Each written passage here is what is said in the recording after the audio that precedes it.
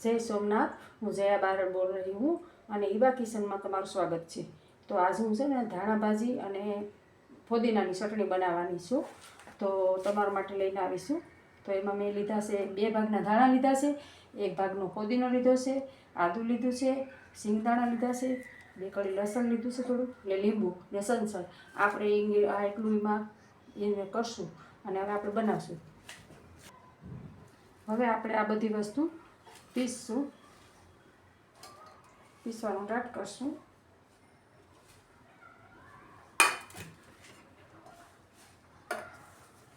જો મેં પેલા ધાણા નાખ્યા, 2 ભાગના ધાણા લીધા છે, 1 ભાગનો ફુદીનો લીધો છે, આદુના ટુકડા લીધા છે, સિંગદાણા લીધા છે, લસણની કળી લીધી છે.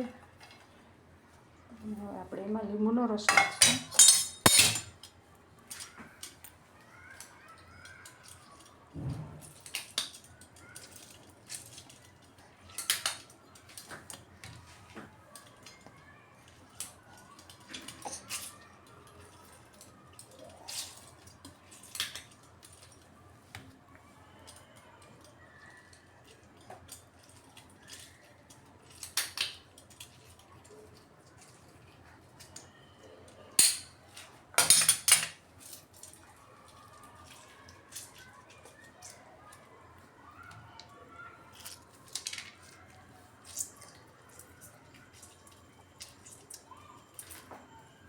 હવે આપણે સંચળો ઉમેરશું.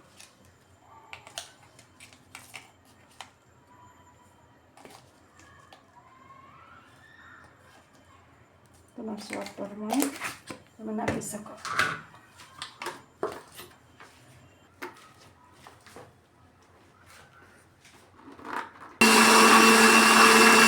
ચટણી પીસાઈ ગઈ છે. તો જો આનો કલર સરસ છે. અને હવે આપણે છે ને કાચની બોટલમાં ભરી રાખશું આને. તો અઠવાડિયા સુધી આ નહીં બગડે, બાયણે પણ રહેશે. અને તમે જો ભાખરી હારે, રોટલી હારે, પકોડા હારે, બધા હારે આ ચટણી ખાઈ શકો છો, ભજી હારે. તો જો આ ચટણીની રેસીપી તમને ગમી હોય તો મને કમેન્ટ કરજો જરૂર.